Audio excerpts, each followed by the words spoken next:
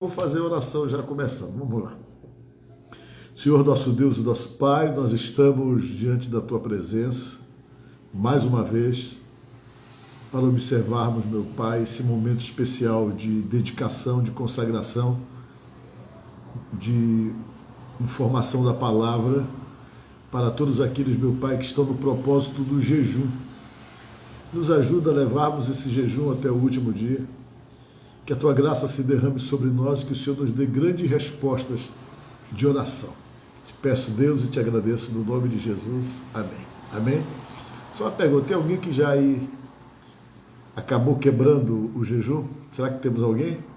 Deixa eu ver se tem alguém aqui. Deus abençoe o nosso propósito, exatamente. Claro, ninguém quebrou o jejum não, né? Quebrar o jejum é quando você acaba fazendo aquilo que você se propôs não fazer, tá entendendo? Isso é quebrar o jejum. Mas eu quero, nesta noite, conversar com vocês dentro da palavra de Deus e quero falar com vocês o que está escrito no livro de Hebreus, no capítulo 9, no versículo 16. Hebreus 9, 16. Olha só o que está escrito aqui. Onde há um testamento, é necessário provar que a pessoa que fez já morreu. Isso é na linguagem de hoje. Pois o testamento não vale nada enquanto estiver vivo quem o fez. Só depois da morte dessa pessoa é que o testamento tem valor. Amém?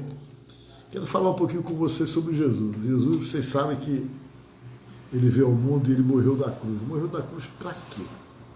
Né? Morreu da cruz para salvar você, para estabelecer um novo tempo, para poder pagar os seus pecados. Foi por isso que ele morreu e se submeteu à morte. E essa morte de cruz era uma morte muito sofrida. Quem criou esse negócio de crucificação foram os judeus. Os judeus criaram esse tipo de execução, e essa execução eles não usavam com nenhum romano. Nenhum romano era crucificado. Quando um romano era condenado à morte, a execução dele era por decapitação. Eles cortavam o pescoço, matavam a pessoa rápido, né? Degolavam, né? Mas a morte de cruz eles não colocavam não, que era uma morte muito sofrida. Às vezes a pessoa passava 5 dias pendurada na cruz até morrer. Era uma morte por demais dolorida. Mas eles aplicavam esse tipo de execução com aqueles que não eram romanos. E por que eles usavam a cruz? Porque para eles o romano não podia ser crucificado.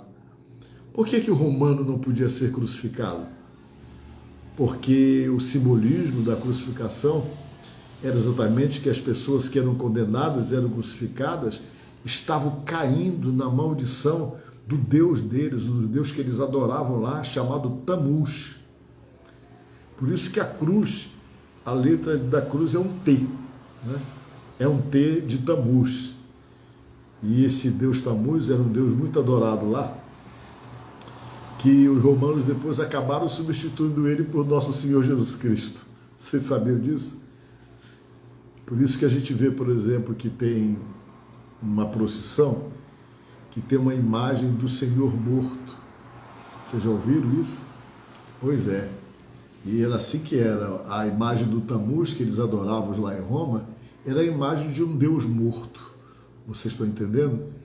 E a letra T, que é exatamente que é a letra da cruz, significava que a pessoa que estava sendo executada estava caindo na condenação do Deus Tamuz, e os romanos, como acreditavam no Deus, não poderiam ser executados com esse tipo de execução, né?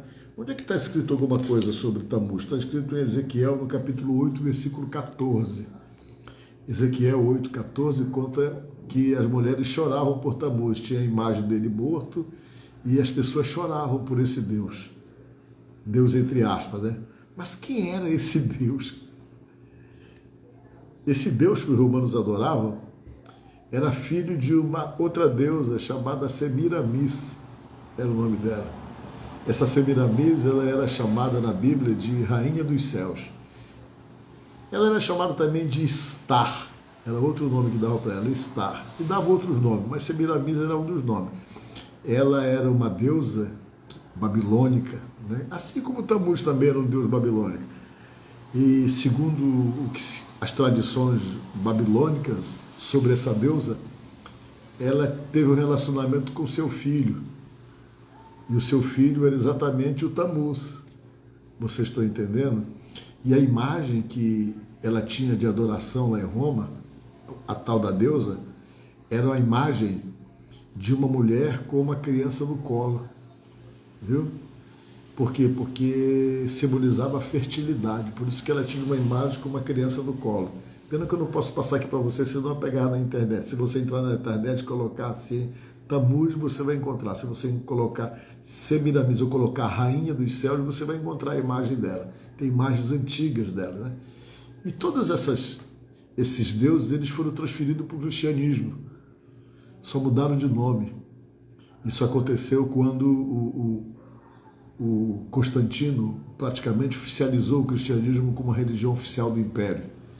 Aí todos os romanos passaram a ser cristãos por conveniência política, porque não dava para contrariar o imperador. Como o imperador agora se dizia cristão, as pessoas começaram a inchar o cristianismo. Só que eles entravam no cristianismo, mas eles não nasciam de novo, não mudavam de vida. Aí eles traziam todos os deuses dele para cá e só mudava o nome. Você está entendendo? Só mudava o nome. Mas eles não nasciam de novo, porque a máxima do cristianismo para uma pessoa realmente se tornar cristão era nascer de novo, né? É mudar de vida, é nascer de novo, que diz a palavra de Deus. Mas eles vinham aos lotes para dentro da igreja, porque o Constantino, quando ele assumiu, ele pegava os templos dos deuses romanos e transformava em templos cristãos. Você sabia disso? Que a Capela Sistina, que primeiro construiu foi ele, a Capela Sistina. Então ele começou a pegar os templos que eram dos deuses Apolo, dos outros deuses, ele pegava, tirava as imagens e colocava então agora como sendo um templo cristão, e as pessoas vinham e pegavam suas imagens e colocavam dentro. Por isso que a gente não consegue entender como é que a Bíblia proíbe tanto a adoração de imagens, de escultura, e de repente na igreja tem tanta imagem, porque essas coisas foram simplesmente chegando e sendo colocadas, né? Você não vê na Bíblia em nenhum momento alguma passagem da Bíblia dizendo que no céu tinha rainha, né? No céu não tem rainha. Mas aí o que eles fizeram? Quando eles entraram para dentro da igreja cristã, eles arranjaram uma rainha. Como eles não poderiam adorar a deusa deles, a rainha dos céus, que era Semiramis, não podiam mais adorar, porque agora, por exemplo, o imperador Constantino se dizia cristão e o cristianismo estava predominando em Roma, o que eles fizeram? Eles deram o título para Maria, eles passaram a chamar Maria de Rainha dos Céus. Onde é que está isso aqui, essas coisas que falam sobre Rainha dos Céus? Está, né? Em Jeremias capítulo 7, versículo 18, é um dos pontos que fala sobre ela. Está lá, falando sobre a Rainha dos Céus. E quando fala sobre a Rainha dos Céus aqui em Jeremias 7, 18, fala sobre ela, sobre essa deusa que era adorada, porque nessa época Maria nem existia. O livro de Jeremias foi escrito mais ou menos 700 anos antes de Cristo vir à Terra. Portanto, Maria foi nascer depois que escreveram isso aqui, só 700 anos depois. Você está entendendo? Aí os romanos começaram então a estabelecer isso, a adorar a Rainha dos Céus, que era exatamente a deusa Semiramis, ou Star, é os nomes que a gente encontra dela, ela tinha vários nomes, né? Que tinha tido envolvimento com o filho, que é exatamente o Tammuz, e a história conta que o filho dela morreu. O menino morreu, e quando ele morreu, todo mundo pediu que ela ressuscitasse o menino, ela não conseguiu também, e ela pegou, criou esse simbolismo que a gente vê tanto hoje, né? Ela ornamentou um altar babilônico com imagens, com pintinhos, com coelhos, com pinheiros. Foi como ela ornamentou esse altar babilônico e disse o seguinte, que o filho dela, o Tammuz, havia ressuscitado no coelhinho, nos bichinhos que ela colocou no altar. Por isso que você às vezes não entende, né? Por que o coelho é símbolo da Páscoa?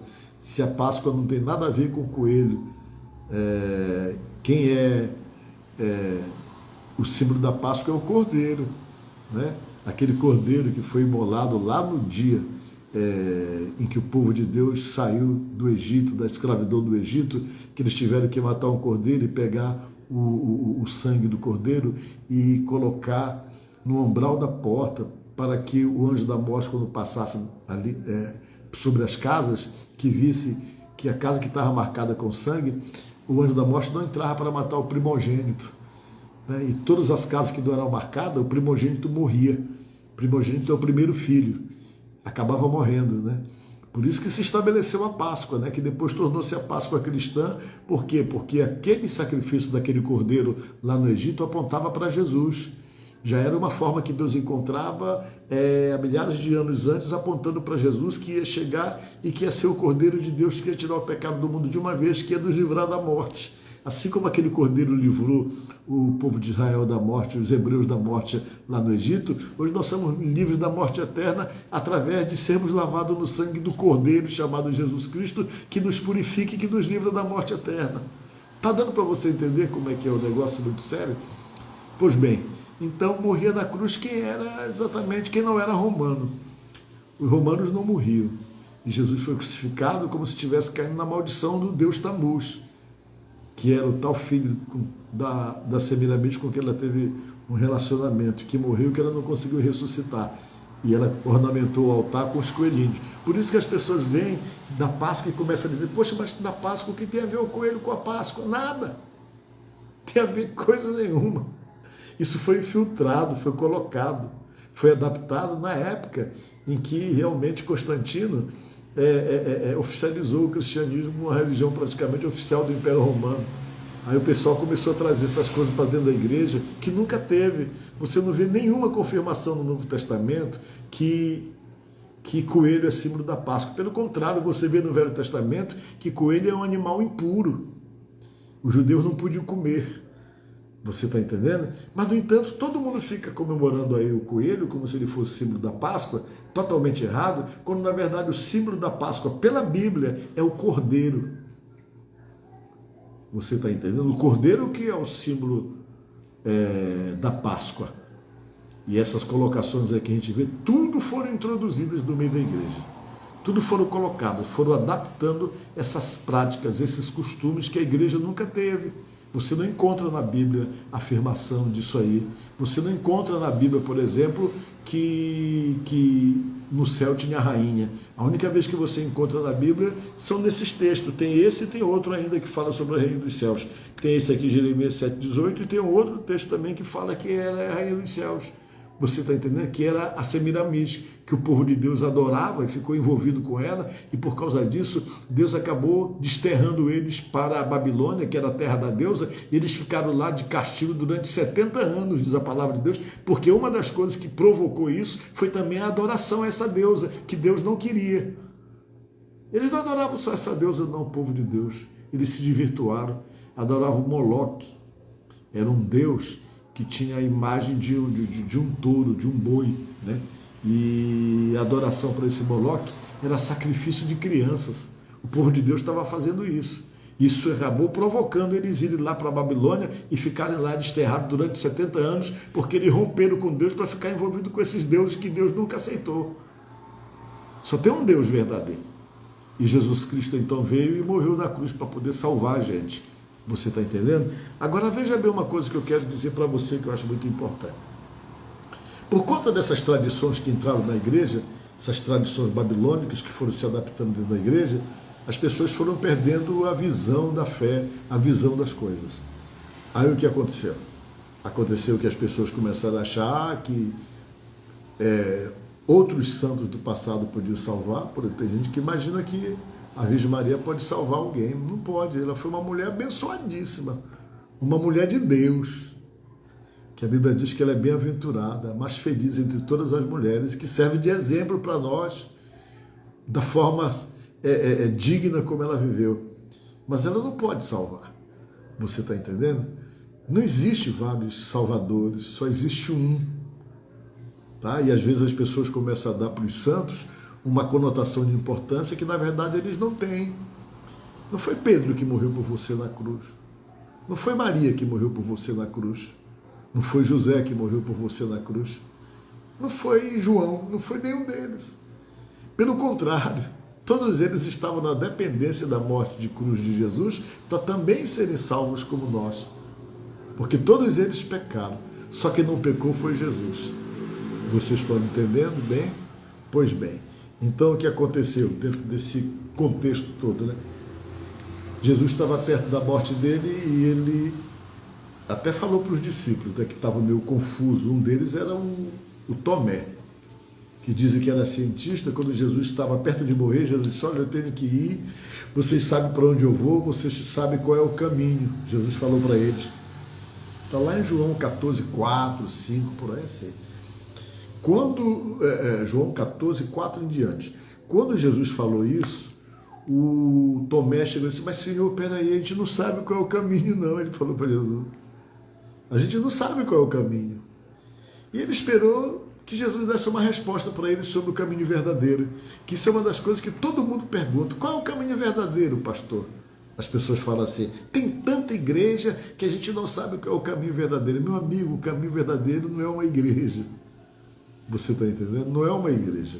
As pessoas que vivem perguntando isso. O fato de ter muita igreja é bom, porque diversifica. O ser humano é muito complicado. Tem gente: eu não vou naquela ali porque o pastor prega alto demais. Eu gosto de ir naquela que o pastor prega bem baixinho. Ah, eu não vou naquela que o pastor prega baixinho porque ele prega baixo demais. Vou naquela que o pastor prega alto. E o ser humano é cheio de mania. Então Deus teve que diversificar. Tem algum lugar que você vai conseguir se adaptar. Você está entendendo? Por que Deus fez assim? Ele pegou, com certeza é permissivo nesse monte de congregação, para que você encontre uma que prega a palavra de Deus e que você consiga se adaptar. Às vezes você que está me assistindo pode não se adaptar na igreja do Evangelho Quadrangular, mas você vai em outra igreja e você se adapta.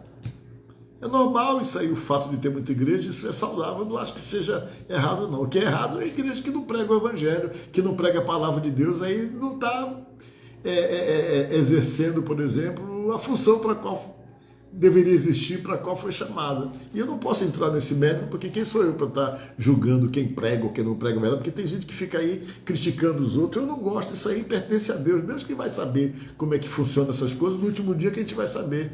É muito difícil você se colocar como juiz e começar a dizer: aquela igreja é boa, aquela igreja não é, e começar a procurar defeito nas igrejas dos outros, porque é meio complicado, porque a gente acha defeito até na nossa, né?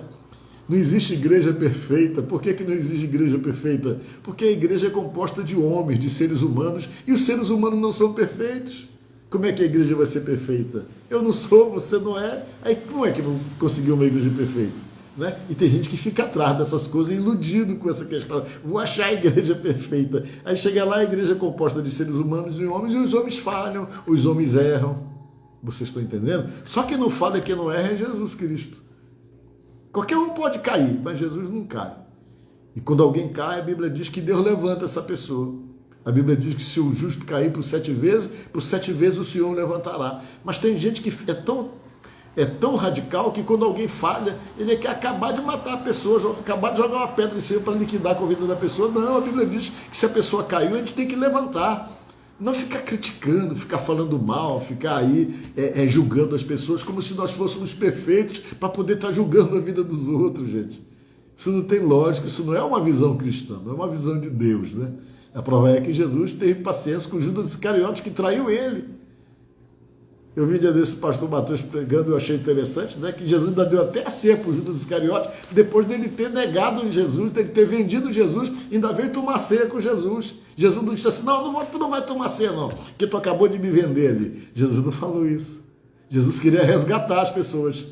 E às vezes a gente coloca dificuldade, que a gente fica falando mal, fica isolando a pessoa, fica criticando, fica espalhando na internet os defeitos, as fraquezas dos outros. Tem gente que se alimenta disso, isso é maligno, gente. Nosso coração é para ser misericordioso, é para a gente sofrer com quem está sofrendo, para a gente realmente sofrer com o irmão que de repente foi fraco, que caiu. A gente tem que ajudar a levantar, diz a Bíblia. Não ficar julgando, não ficar cancelando a pessoa, não ficar tomando atitude anticristãs. Não é assim que funcionam as coisas. Vocês estão me entendendo que não é assim que funcionam as coisas? Mas é para dar mão, para ajudar, não para desprezar pessoas porque falharam e caíram. A palavra de Deus diz que não é assim. Jesus ficou com Pedro, nem convertido Pedro era. Chegou a dizer: quando você se converter, você vai apacentar meus cordeiros, falou para ele. Mas ele não deixou de andar com Jesus porque ele não era convertido. Jesus sabia que ele ia se converter depois, que a obra ia ser completa na vida dele, e ele andou com Jesus, curou enfermos, expulsou demônio. Vocês estão entendendo como é a visão de Jesus? Jesus quer salvar as pessoas. E a gente quer acabar de matar. Quando carro e quando fala, é como se nós fôssemos perfeitão. E não é. Então Jesus veio e ele que é o Senhor, o Salvador. E quando Tomé tomou conhecimento que Jesus falou que ele ia morrer, né? E que já sabia qual era o caminho, Tomé, Senhor, qual é o caminho? Ele esperou Jesus e falou, olha, Tomé, o caminho é a religião dos saduceus, o caminho é a religião dos fariseus, é você ficar envolvido com a religião judaica. Não disse isso. Quando ele perguntou qual era o caminho verdadeiro, talvez você que está me assistindo agora tenha se perguntado, mas qual é o caminho verdadeiro, pastor? As pessoas perguntam muito isso para mim. A resposta está em João 14,6.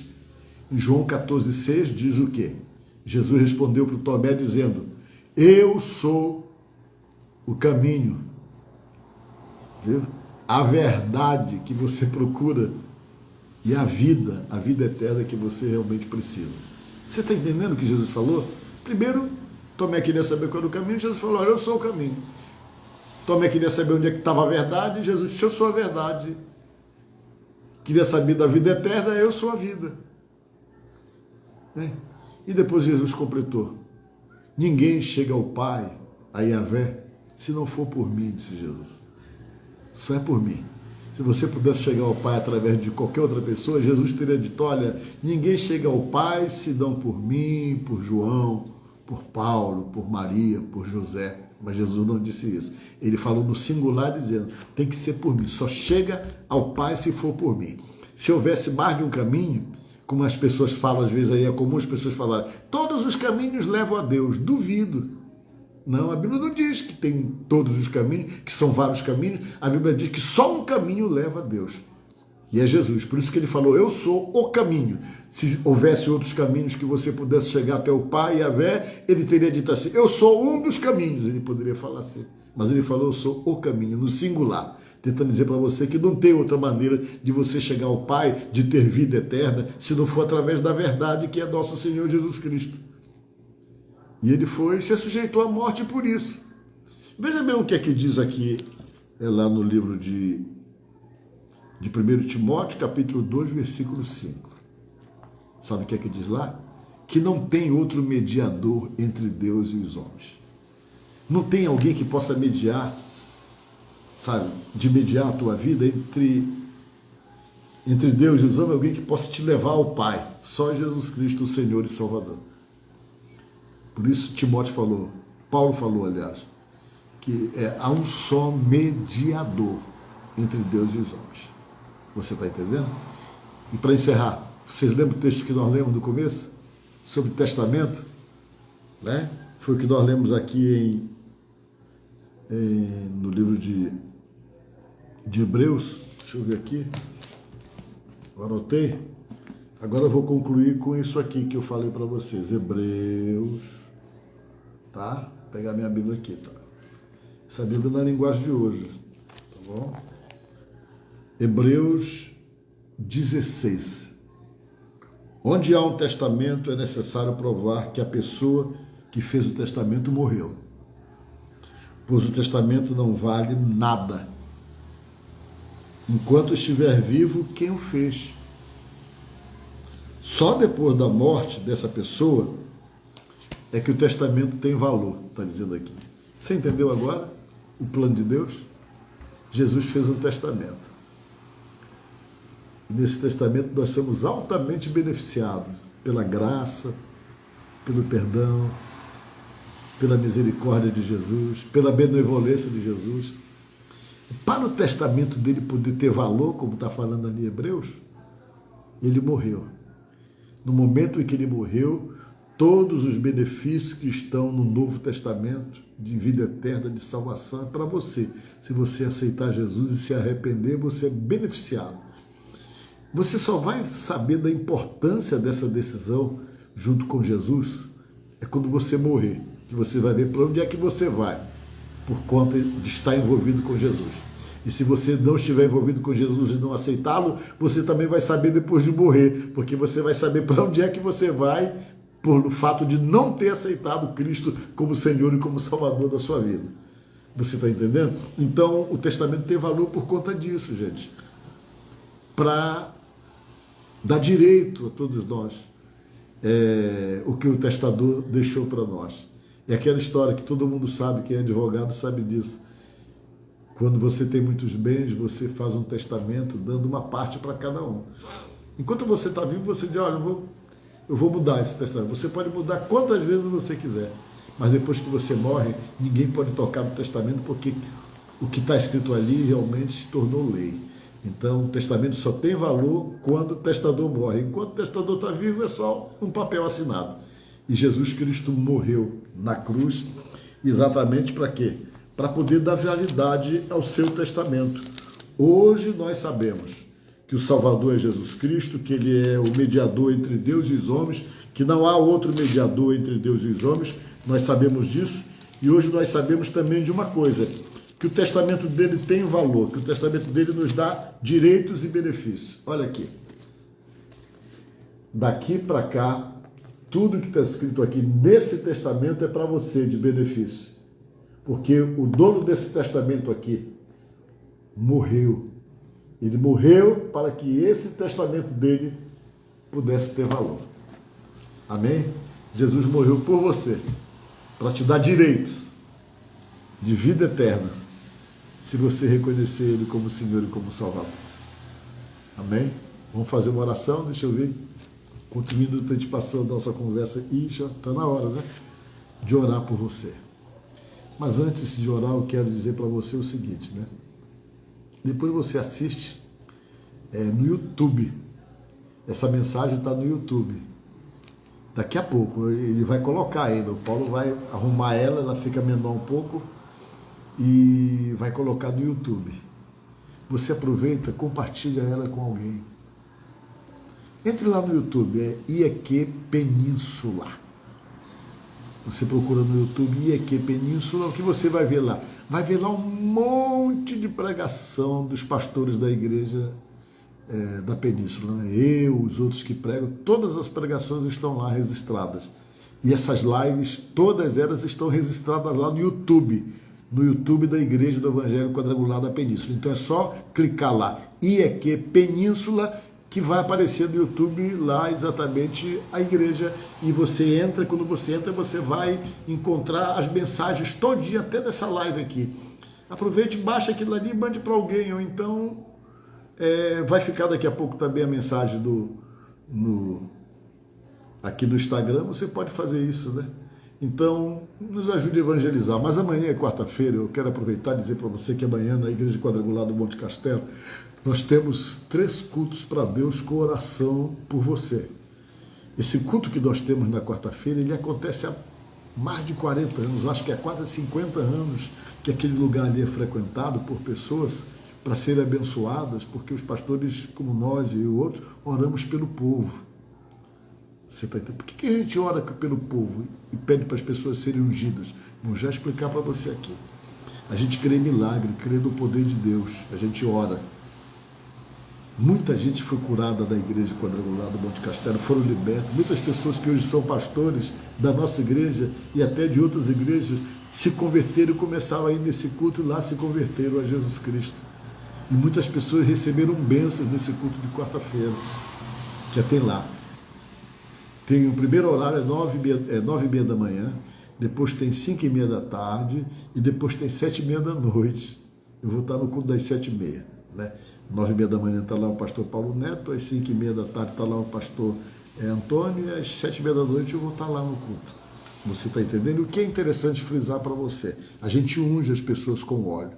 Por que a gente unge as pessoas com óleo? Porque a Bíblia manda, está lá em Tiago 5,14. Tiago 5,14. Olha aí o que diz. Para a gente fazer a oração da fé das pessoas que estão doentes, ungindo elas com óleo, para que realmente o Senhor levante essa pessoa da doença ou do problema. Tiago 5,14. Depois do óleo. Mas está escrito também, sabe onde? Em Marcos 6,13. Marcos 6,13. Jesus mandava os discípulos orar nas pessoas doentes, enfermas e endemoniadas, ungindo elas com óleo. Por isso que a gente faz esse culto dia de quarta-feira. Você está entendendo? Orando pelas pessoas, pedindo que Deus abençoe, que Deus cure, que Deus liberte. Se você está com muitos problemas, eu convido você a participar amanhã num desses 3 horários no nosso culto da igreja lá. E na quinta-feira, às 19h30, todas as quintas, eu estou aqui na Lagoa, às 19h30, toda quinta, na Quinta da Vitória, aqui na Lagoa, que fica quase do lado do Ferreiro Grill ali, a nossa igreja, né? Em frente à praça de skate. Se você não pode ir quarta-feira lá na igreja, pode ir quinta, então quinta eu convido você para estar aqui na Lagoa, tá certo? Vamos orar então por você. Pense em Deus, peça para Jesus o que você está buscando nesses 21 dias de consagração. Vamos orar a Deus? Altíssimo e soberano Deus que está nos céus, eu oro agora por essa pessoa que está perseverando na oração, Deus. Juntamente comigo, nós estamos juntos orando e pedindo que o Seu Deus venha confirmar as suas bênçãos sobre nós. Opera teus milagres na vida da gente. Opera teus milagres na nossa casa, na casa dos irmãos que nos assistem agora. Opera teus milagres no meio dessa família, meu Pai, que ora a Ti agora. Liberta os membros da família que estão desorientados, os membros da família que estão dominados por vícios, os membros dessa família, meu Pai, que se tornaram rebeldes, que estão influenciados por más companhias. Liberta, meu Deus, essa casa das brigas, das contendas, da desunião, da miséria, da perturbação e tudo aquilo que não presta e que não vem de Ti, meu Deus, que saia dessa casa, saia desse lar, saia do meio dessa família em nome de Jesus. Senhor Jesus Cristo, nos dá a Tua proteção, nos livra do mal, nos dá a Tua paz, nos dá a alegria do Teu Espírito, que a Tua bênção esteja sobre nós, no nome de Jesus, e que essas pessoas consigam ficar firmes no Seu propósito. Sexta-feira, Senhor, lá na Igreja da Península, nós vamos estar às 3h da tarde, num culto especial, em celebração à grande vitória que nos dá vida, que foi a Tua morte. Lá no Monte Castelo, meu Pai, vai acontecer o Celebrando, sexta-feira, e nós vamos estar sempre voltados ao Senhor, nos lembrando que o Senhor morreu por nós. Abençoa a nossa vida, nos sustenta, nos dá a Tua graça e nos dá a Tua vitória, Deus. Em nome de Jesus, assim seja. Amém e amém. Amém? Olha, fica com Deus, foi muito bom poder contar com a sua participação. Que Deus te abençoe, que Deus te ajude, que Deus te guarde, que Deus te proteja e te conceda um dia abençoado. Amém? Já estamos na quarta-feira. Que Deus te abençoe a mim, proteja todos nós também, em nome de Jesus. Amém.